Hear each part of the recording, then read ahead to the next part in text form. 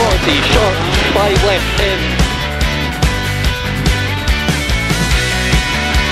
Keep left over crest bump, 120. Welcome to Special Stage Extra. You're joining us at the 2014 Wydene Rally start. And we're going to be taking a look ahead to all the championships we'll be covering in 2014 in this episode of Special Stage Extra. We hope you're enjoying this new format of rallying on TV. Rallying a breadth and depth of which you will not see anywhere else on the television. Let's join the action now and see what you can look forward to on Special Stage in 2014.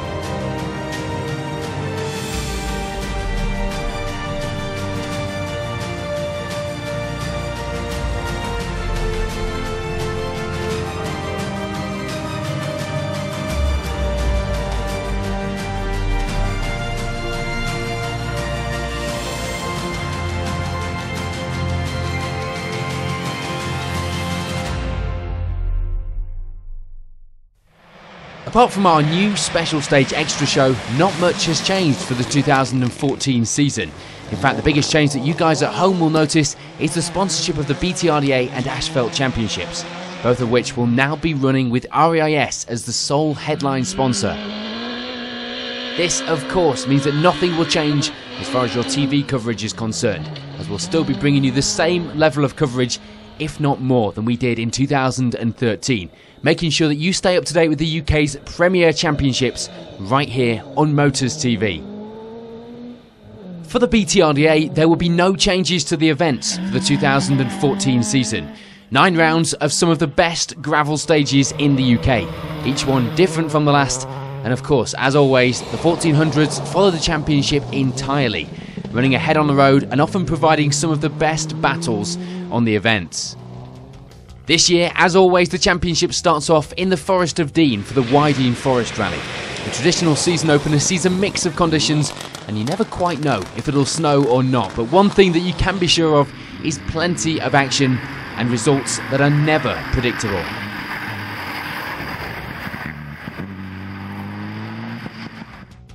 Round 2 of the series heads north, the furthest north we go in fact, and to M Sport, home of Ford's World Rally Team efforts. Stages range from the team's very own test venue in Greystoke Forest to the infamous stages in Grizedale, which have seen more than their fair share of world champion drivers over the years.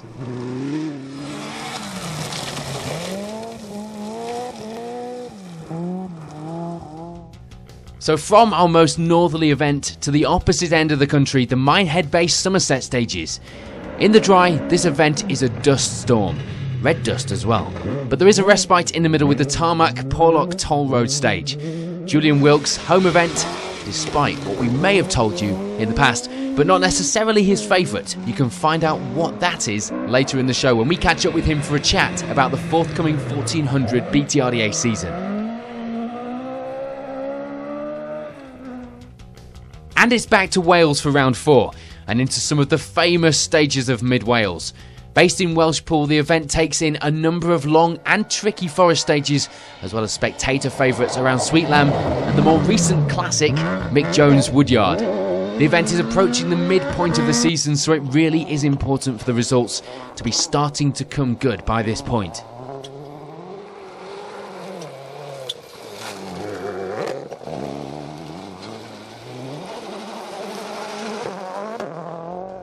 Round 5 marks the midpoint of the season and heads east to Sherwood Forest and the Dukeries Rally. The stages here are sandy and suit the power of the World Rally cars more. Long straights followed by 90-degree corners means that time is made in accelerating or being brave with your braking. Unfortunately though, the latter can cost you a lot of time, and worse if you get it wrong. And it's back to Wales for round 6, and another famous face lending his name to the event as we land in Bullthwells for the Nicky Grist stages. An event, in fact, that Nicky lends a lot more than just his name to, getting involved in all aspects of the event, including checking through the notes for the crews. The stages here have been used in Rally GP many times, and stages such as Route 60 are legendary amongst drivers and spectators alike. 2013 saw probably the hottest event of the year, but being Wales, 2014 could just as easily be the coldest.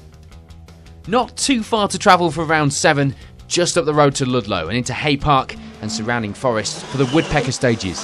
This event is fast, often dusty, and certainly one that favours the locals, of which there are quite a high number who've had championship successes over the years.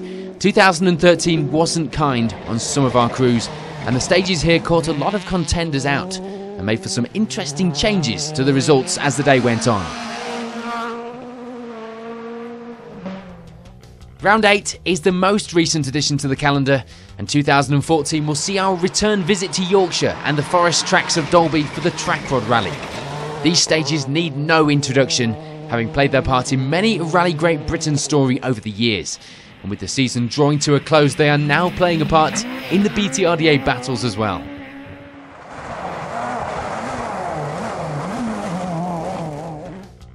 And as usual, the season draws to a close with a fitting finale by the seaside in Llandudno for the Cambrian Rally.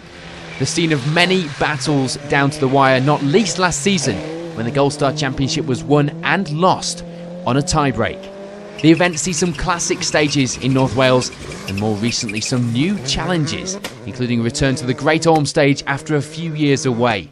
If there are any battles not settled, this is where it all ends. Very tight, right one long, very tight, right one. So what can we expect in 2014 then? Well, we can expect a return of last year's challengers and entertainers, Ewan Thorburn, Stephen Petch, Matt Smith, Dave Bennett, Rob Dennis, Matthew Robinson and a whole host more. There'll be new names too, David Bogie and Paul Bird, both serious contenders for the overall victory, but will they have it all their own way? Unfortunately, with the new faces, we're also missing some. Colin McCloskey, last year's runner-up, unable to return to try and make it a victory this year. And in the 1400s, Julian Wilkes, an accident after the season finished, means that his car will not be ready to fight for victory this season. But that doesn't mean he'll be staying away, as we caught up with the 2 times 1400 champion for a chat about the championship.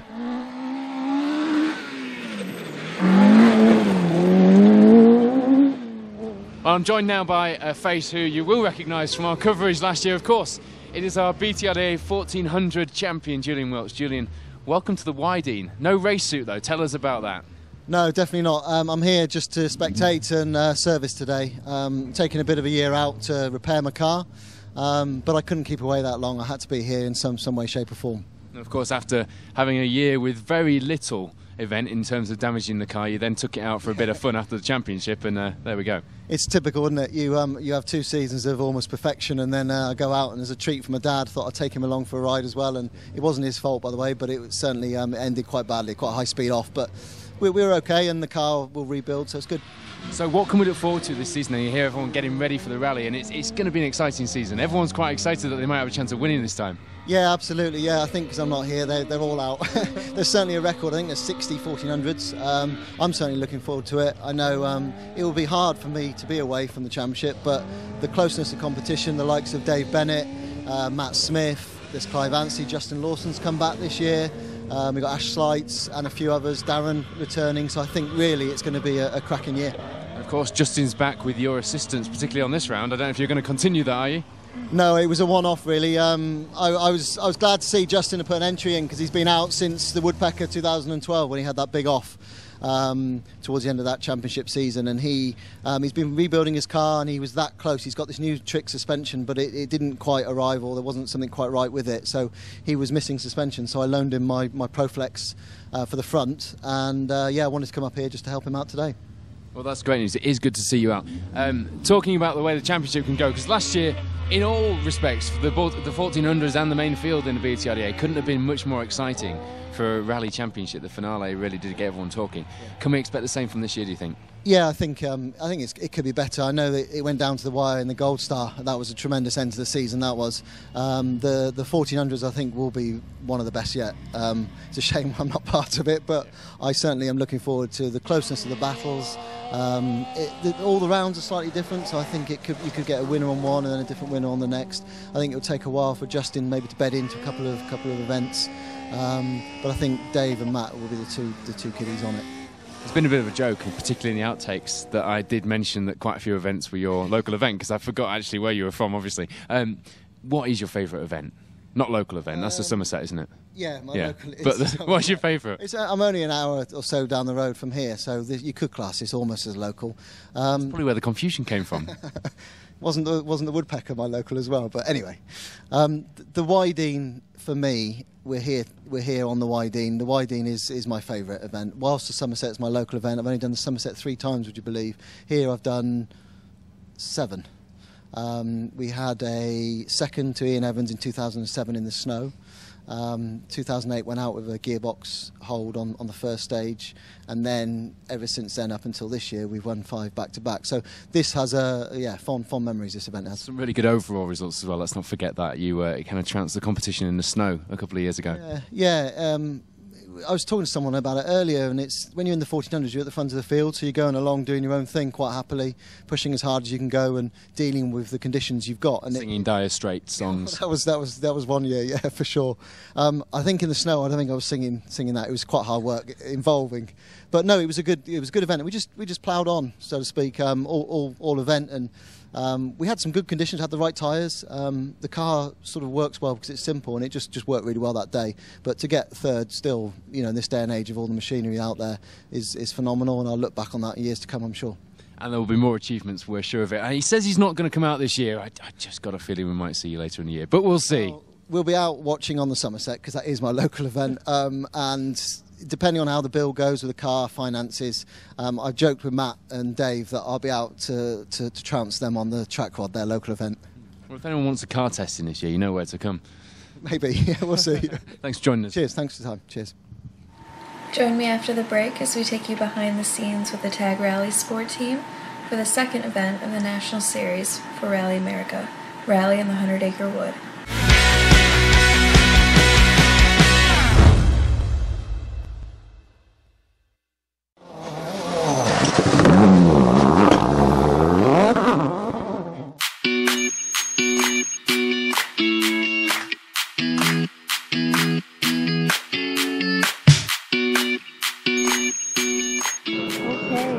Just boarded the plane from Traverse City to Detroit. It is microscopic, very, very close to everyone, and sunny day, it's beautiful, but lady comes up, she goes, you're in the exit row, you need to know the procedures. I said, ma'am, I'm not in the exit row. Oh, oops. Wrong row. So fingers crossed that I don't die before I get to my race. Touchdown in 30 more minutes. Bye.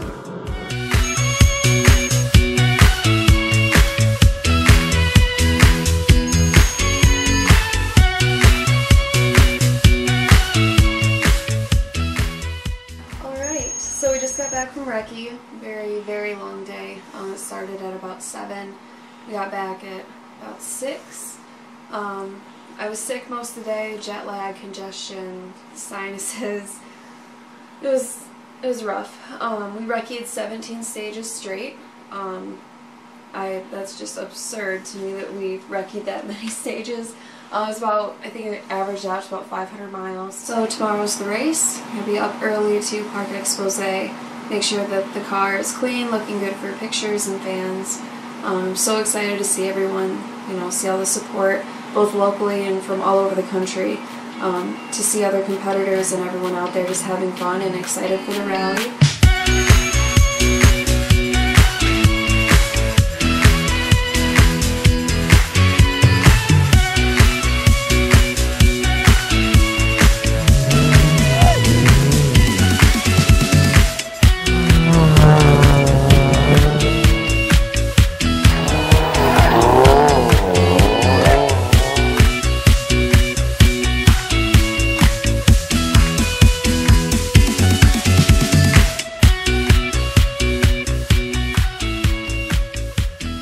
First day was pretty intense. I got the dust to show it, but now we had some issues with transit, which we were penalized a little bit for, which was unfortunate. We lost a couple spots, but we worked our way back up the ranks, and we're not in last place, which is good. Car's in one piece.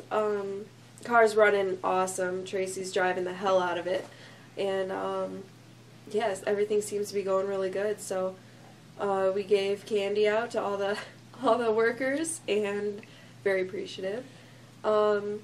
Yeah, so car's good, we're good. I'm kind of stuffy still from all the dust, but yeah, back on the road in the morning after Parc Exposé. I'm gonna take a shower now.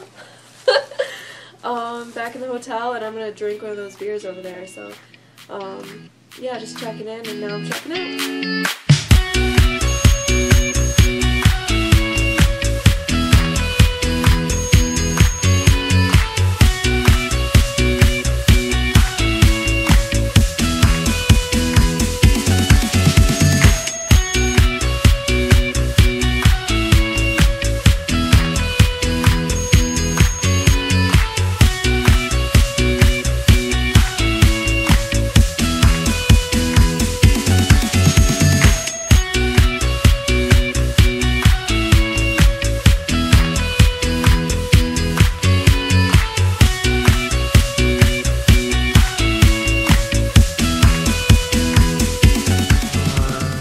Finally home after 2 flights and layover. Very happy to be home with my daughter and my amazing fiance. Yeah, we got 2nd place, B-Spec. Not a lot of power, but we obviously did something right. I just want to thank my sponsors once again, Bob Baker with Baker Chiropractic in Uniontown, Pennsylvania, and Jimmy Keeney with Cornered Motorsports. He sent me a custom co-driver bag. He's making motorsports apparel. Yeah, so I'm excited for Oregon Trail on May 2nd. That's the next event in the Rally America National Championships. Excited to be back in the car with Tag Rally Sport and Tracy Gardner. She's a hell of a driver. So yeah, I want to thank everyone for your support and following me and us and everything that we do. It means the world. Without you guys, we wouldn't be here. So looking forward to Oregon Trail, and I'll be checking in soon. Bye.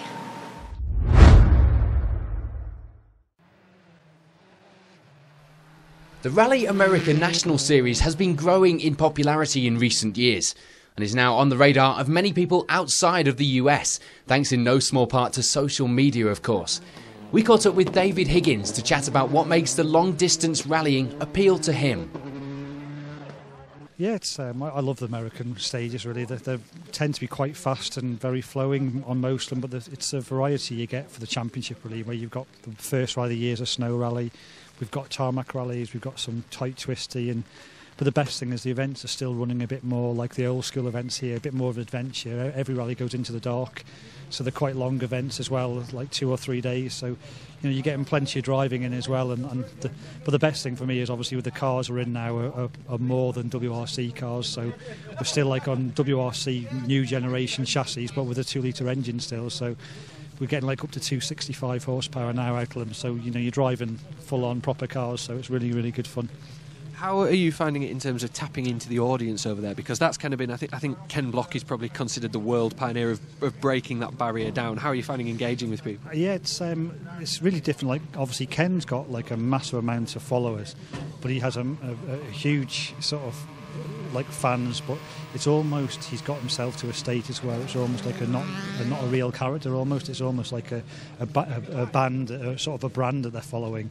Like I've got like a good lot of fans that come around all the rallies, but they're proper, genuine rally fans, so it's a bit differently. But obviously this year we've got Travis Pastrana in our team as well, so that makes a massive difference. And there's some good banter that goes on between us already now and things, so it's good fun. But the fans over there are probably a lot more enthusiastic than what you get on this side of the pond. Really, they're much more willing to come up to you, and they want a lot more of your time than when over here you can do a rally and pretty much sort of sail by, and you might sign the odd autograph or do the odd photo. But over there, from the minute you sort of get to the hotel where the rally is, you've got people around you all the time, and you've got to get used to that a little bit. But it's good, and it's getting the internet has obviously helped the sport grow massively over there because people can watch it all the time. And this year we've now got TV coverage as well, which is going to be a big help for it. So hopefully it's on the up and can keep doing what we're doing there. It does look like it's going to be the next sort of hotbed, if you like. There was the kind of the movement in Australia and the Asia Pacific, but the USA looks to be the place where it's really going to kick off next. I think the good thing with the USA, it has the big brands that are interested in spending in motorsport, like your Red Bull, your Monster Energies, and your sort of those type of cool sponsors that the kids want to follow. So when they're all involved in it, then for sure it's going to bring the audiences to it, and just hopefully it can keep going and keep the competition going, because that's the main thing for us. Is we want to be pushed hard, we want to have the good competition. It's a shame that Ken's not doing all the events this year because of his rallycross schedule and things, but obviously he's sort of not doing all of it, but then Pastrana is, so there's always someone to race with. But we could just do with a few more manufacturers really going there, really to make it go to that next level, really.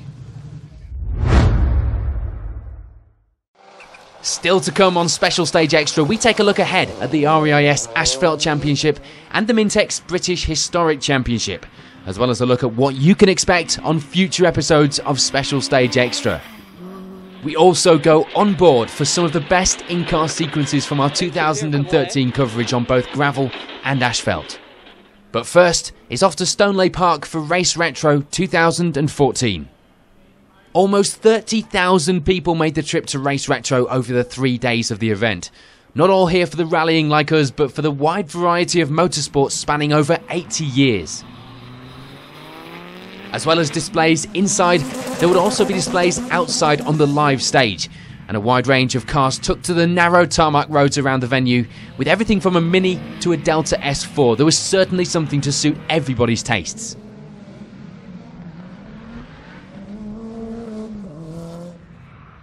Amongst the cars and stars at the show were the iconic Andrews Heat for Hire cars. Of course, one of the most iconic colour schemes in British rallying. And we caught up with Russell Brooks to explain how the colour scheme came about. What happened was that Andrews Heat for Hire first sponsored me in 1974 to celebrate their 10th anniversary as a company. And the following year I was offered the loan of a works Ford Escort by Ford, which was going to cost a lot more money, and Andrews Heat for Hire couldn't sustain that, so they looked around for a partner to come on board. And we got the Birmingham Post and Mail, and the yellow is in fact the colour that their delivery vans are painted in. And there was a long discussion as to who had the top half of the car. Was it going to be Andrews with red, silver and blue, or was it going to be the Birmingham Post and Mail with bright yellow? And in the editor's office we tossed a coin and Andrews lost, so they had the yellow scheme. And the following year after that, John Andrews said that we'll go alone, and looked at all the photographs from the year and said, this yellow is absolutely wonderful. We're going to stick with it and pinch it off the Birmingham Post and Mail. So that's the full history of the colour scheme, really. Time now then for one of our onboard features. In part one, we looked at what to expect in the RAIS BTRDA Championship this season. And for our first onboard feature, we go back to the Nicky Grist stages and to event winner and championship winners Ewan Thorburn and Paul Beaton as they tackle the infamous Route 60 stage. Just take a look at this. 5 right plus 80, 6 right, 6 left through dip, and early 5 right plus 80, care tight 3 left minus 130, turn hairpin left onto tar 40,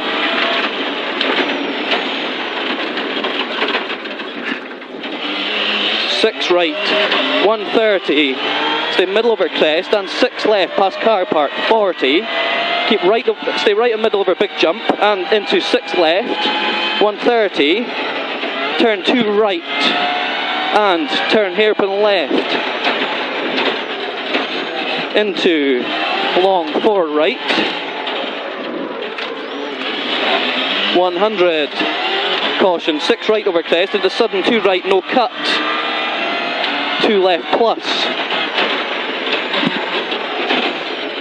into 4 right minus 60, crest 3 left don't cut 40, crest and jump into dip and right over crest and 6 left over crest and jump and 6 right 150, caution 4 right minus into 3 left over crest and jump 40, 6 right over crest 60, crest and jump 40, 2 left plus don't cut, bump 4 right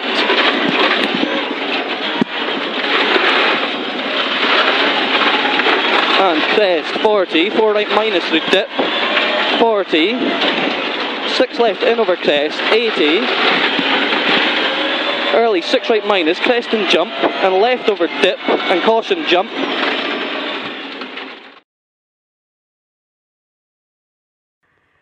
Still to come on Special Stage Extra, we take a look ahead at the RAIS MSA Asphalt Championship and the Mintex British Historic Rally Championship, as well as taking a look back to when we caught up with rally legend Walter Röhrl at the Autosport International.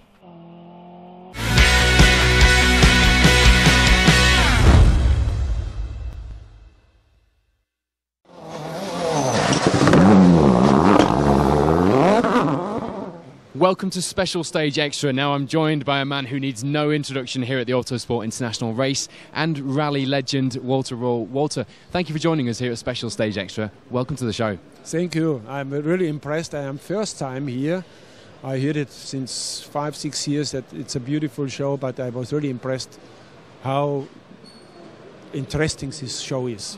That is really, I always say, UK, that is motorsports country, absolutely. It really is, and you know what, there are so many people here excited to see you. Now, your connection to our current World Rally Champions, we are a rally programme, let's start with rallying, is synonymous, obviously with the Audi connection and Porsche as well, with the VW group. Have you had a chance to have a go in the Polo yet? No, in the last 5-6 years I never had a chance to be in a modern rally car. But okay, I was not really trying hard to have a chance because I'm still in a situation that if I'm sitting in a proper rally car, after one day driving this car, I feel sorry that I cannot continue. Yeah. And the best thing to stay away, then you have no problem with these things.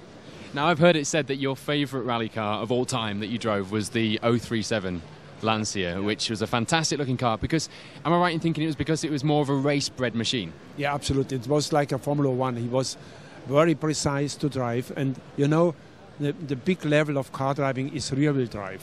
Because in the modern cars, you don't need any more this feeling, because you have all the traction, just flat on it goes. But in the Lancia, it was just to find out the right position of the acceleration, that it's not the power is too much, the car is going sideways. That was the high level of car driving. Even, of course, I enjoyed it very much to be in an Audi S1 with 550 horse brakes, but it was not so elegant. It was more, and the Lancia was the favorite car. Absolutely, it was fantastic.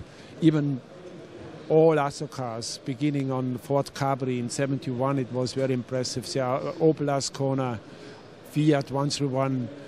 I had a fantastic time, and I am looking back, and I am really happy to have done this sport at the right time. Now, finally, the WRC in 2014 looks exciting. I'm sure you will agree there'll be people hot on the heels of Volkswagen. Any ideas who you think will come out on top this year? Yeah, it will be really interesting how Hyundai is working, because I think Neville is a fantastic driver, and he can be the only one who can be in the level like Ogier, because it seems that Hirvonen is a little bit destroyed from the last years. I don't think that Latvala is on the same level like Ogier, and if the Hyundai is working good, it can be really interesting to Ogier to put a little bit pressure to him. But anyway, I'm sure that is still, if we are talking from car driving, and for me a rally sport, that is car driving. It's absolutely, this is the top of motorsport. It's, for me, it's rally driving. Once again in 2014, we'll be out covering the REIS MSA Asphalt Rally Championship. And this season looks to be even more exciting than last, if that could be possible, with a number of new cars, new faces, and the same great stages we come to expect of the UK's premier Asphalt Championship. With the first round of the championship fast approaching, the entry list is already showing World Rally cars well into their double figures, mixed with a handful of new breed of cars in the form of a Fiesta R5 and Millington Proton Satrias, which we have of course seen already in our BTRDA coverage last season. Add to that a number of very quick two-wheel drive crews, both front and rear-wheel drive, and things look set to be very exciting at the opening round. A notable new entry in the World Rally Car category this season will be Essex boy John Indri, forsaking his Darrion for a switch to the ex-Petter Solberg and more recently ex-James Belton Subaru Impreza WRC. It will of course be a steep learning curve for Indri. Make no mistake, these cars are not easy to drive, and having to adapt to a new style of driving completely. And we're sure he's got a whole new set of four-wheel drive excuses waiting to be used just in case. One man who has recently been making changes in the other direction is Damien Cole. The four-time champion has chosen to still campaign the trusty Ford Focus World Rally car for another season, but has also been trying to get to grips with rear-wheel drive himself on selected outings in his Mark II Escort, most recently on the Northwest stages, where we caught up with him to ask him what his plans for the 2014 season are. Try and win the championship for a fifth year running. Hopefully should make things a little bit easier this year, because I've got Elliot Edmondson with me for every round. Last year we had 6 different co-drivers on 8 rallies, which was quite difficult. So we're going to go to the Tour of Epping and try and, it's the only rally on Epping I haven't won yet, so we need to try and win that one. And you've been out in the Escort a few times. How's that going? A bit of practice in the Escort. Is completely different to drive to the Focus, so it takes a bit of getting used to every time we get in it. But it does sharpen you up a bit, so hopefully we'll be ready, rather than last year when I'd had a 6-month break before the Tour of Epping. At least we have had some practice this year. We have regular names returning to the stages, such as Peter Lloyd, Steve Simpson, Simon Major and John Stone. And new or returning names like Mark Jasper, Peter Taylor and Rob Swan, all out to make their mark in their World Rally cars. But making their mark on the championship in a bigger way this year will be a number of M Sport's newer Fiestas in various forms. Graham Coffey makes a switch from the Impreza he campaigned last season to an ex-Mads Osberg Fiesta World Rally car, while Alex Laffey swaps his Fiesta S2000 for the Fiesta R5. And although starting the championship a round later on the Manx, Mark Worley will be another to swap his Impreza WRC for a seat in a Fiesta R5 Plus. So what will the crews be tackling for the 2014 season? Well, not much has changed from last year, apart from one round less, as we miss Caerwent this season. But the rest remains the same, starting, of course, with Epint in March. Very much a specialist venue, but a favourite one, with 2 visits a year in the Championship. All of the regular faces could call themselves specialists, though, by now.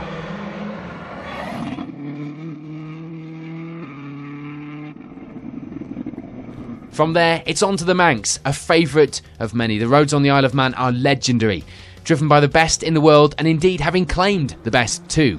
Expect a mix of weather as well as we tour the island, as the event often gets all 4 seasons in one weekend. But that is all just part of the challenge.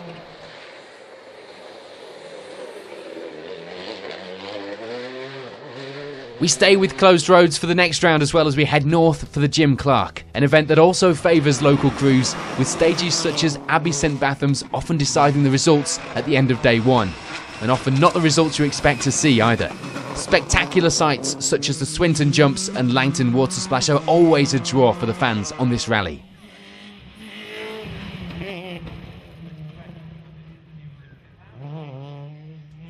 And it's back on the ferry for round 4 as we take our first trip to Ireland for the ALMC stages.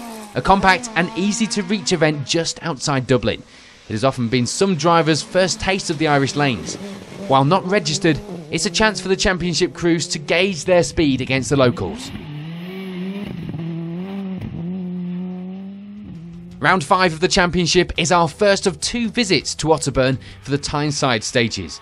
The venue looks similar to Epint, but with many more blind crests and jumps, is definitely one to watch out for. This event can bite, and it has gone wrong for the best of them, but those with a bit of luck can sometimes get away with it. Oh! Keep going. Well done. Well held. Back down to Wales then, and on to Epint once more for round 6, the Muir Rally.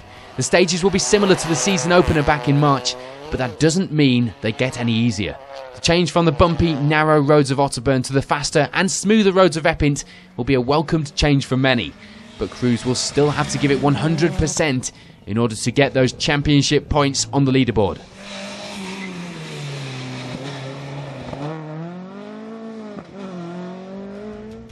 Round 7 will be our second visit to Ireland as the crews take on 2 full days of the Wexford lanes.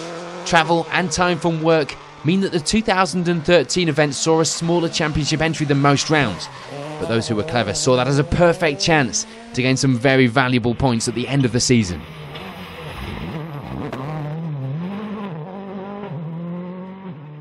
And the final round of the championship heads north once again to Otterburn for the Cheviot stages. And in 2013 it was the scene of battles throughout the championship to decide the final results for the season. The key factor in the 2014 event will be the date. November in the north of England isn't always the most welcoming, and we have seen this event very icy in the past.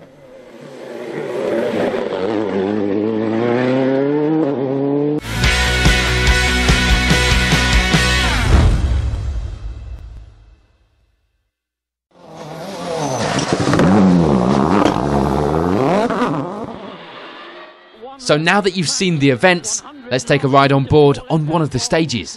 And for this one, we've picked an infamous stage on the Manx, one that is hard work for both the driver and the co-driver, as you'll see as we go on board with Jason Pritchard and Phil Clark in the Focus World Rally Car on the Druidale stage. 4 right sharp, fast, 60, remember 6 right narrows over grid, into 3 left half long fast. 3 left half long fast. 40. Keir, 3 left half long minus, tightens, 23 right, 3 right, 100, Keir, 6 right sharp over small crest, 20, 2 left, 20, 2 left, 2 right, and 5 left plus, half long, tightens, 6 right sharp, don't cut, 2 left, mid over crest, 4 right over dip, leftish over crest, 20, 1 right short, 100, slow mid crest into 4 left, slow mid crest into 4 left, 30, 2 left short max mud, 100, Remember, rightish over dip and bump, 50. Flat small dip, 140. Fast, 2 left fast, don't cut. Don't cut, 40. Flat small crest, 100. Slow 1 left, 60. Mid crest, 2 right bump, 2 left. 2 right bump, 2 left. Mid flat crest, 40. 1 left and 1 right flat over crest and jump, 50. Mid through small crest, 2 right. Keep right over grid. 3 left half long. Opens 2 left half long, 100. To 6 right plus into rightish over flat crest. Rightish over flat crest. 60, leftish over crest slow, and 6 right. 4 left plus half long fast, 30. For 2014, the Special Stage team returned to the stages of the Mintex British Historic Rally Championship for our 2nd year of coverage. And with just a few changes to the calendar this season, it looks set to be even more challenging and indeed just as much fun. The series takes in 8 rounds of some of the best stages in Wales, England, Scotland and Ireland on a mix of gravel and asphalt, making this easily the most varied historic championship in the UK. Round 1 of the championship once again starts with the Mid-Wales stages and takes in some of the classic stages around Maharin, Hafren and Sweet Lamb, and of course the more recent but equally as legendary Pikes Peak. And unlike its US namesake, this one is still all gravel. The real test for the crews though this year will be running Pikes Peak downhill for the first time, which will definitely sort the men from the boys and quite possibly will be where the rally is won and lost.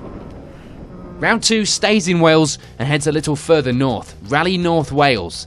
Based in Welshpool, the event will take in more classic Welsh stages in the Dyfi and Dyfnant forests.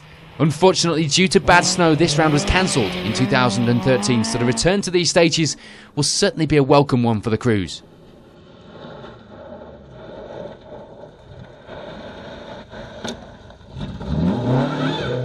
We head even further north for round 3, up to Carlisle, in fact, for the Pirelli International. Stages in the Killer Kielder complex await the crews, and for those that make it out in one piece, that will be an achievement just in itself. Fast flowing stages that will suit the faster cars here, but don't underestimate those who are willing to be a little more brave in the corners.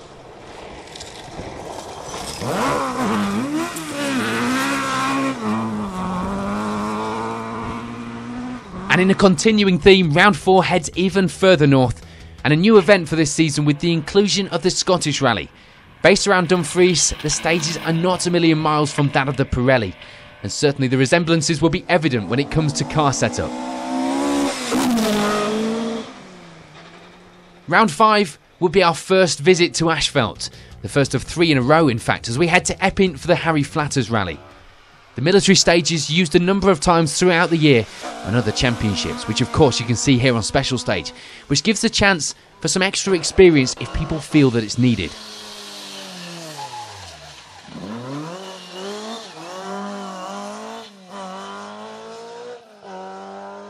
We stay with Ashfelt for round 6 then, and a trip overseas to the Ulster Rally, a 2-day event that sees the historic crews up against Ireland's best historic crews.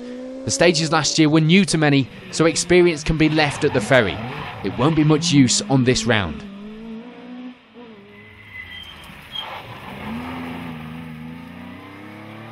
Back in the championship for this year will be Rally Isle of Man. The 3-day event takes in some classic stages and for many will be a very welcomed addition to the championship. If there is one place you should rally in the UK, then this is certainly it.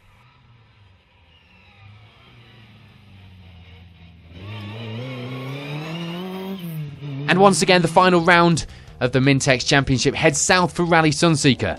The event always attracts a crowd for its town centre start, and last year was no exception. Out on the stages though, and it's the long, fast and sandy stages that will be the battleground for the final round of this exciting championship. So round 1 will have just taken place as you watch this show, and you'll catch coverage of that on Special Stage very soon. But in the meantime, let's go on board for one last time with Gareth James on the Pikes Peak stage of the Mid-Wales stages. 3 left, 40, tight 6 left long, tight 6 left long and 6 right. Doors open top. And 9 left, at rails, and tight 9 right. Tight 9 right. 40, 6 right and rough inside. 6 right rough inside into hairpin left. 100.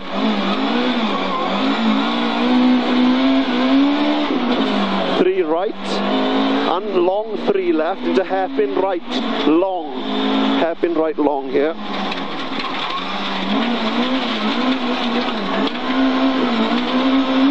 4 left. 4 left here. 170 to 9 left. Watch this one, Gar. Don't cut. Continues for 100. 9 left. Continues for 100 and slippy. 63 left over crest into hairpin right. 3 left into hairpin right.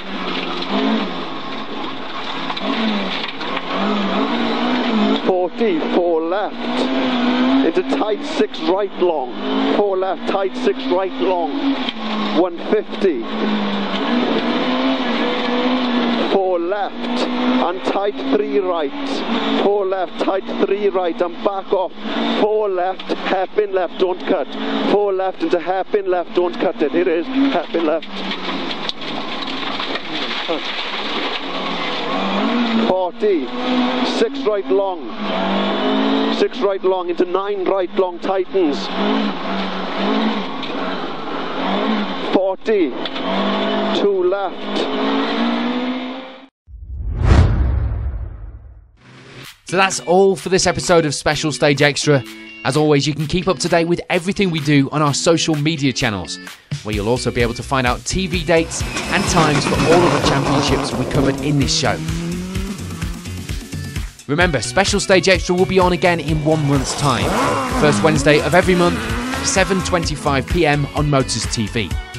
Next month, we take a visit to the first 2 rounds of the Pirelli Welsh Rally Championship. We take our first look at the Britpart All-Wheel Drive Club Championship, and we have a look at what's going on in the Junior 1000 Championship. See you next time.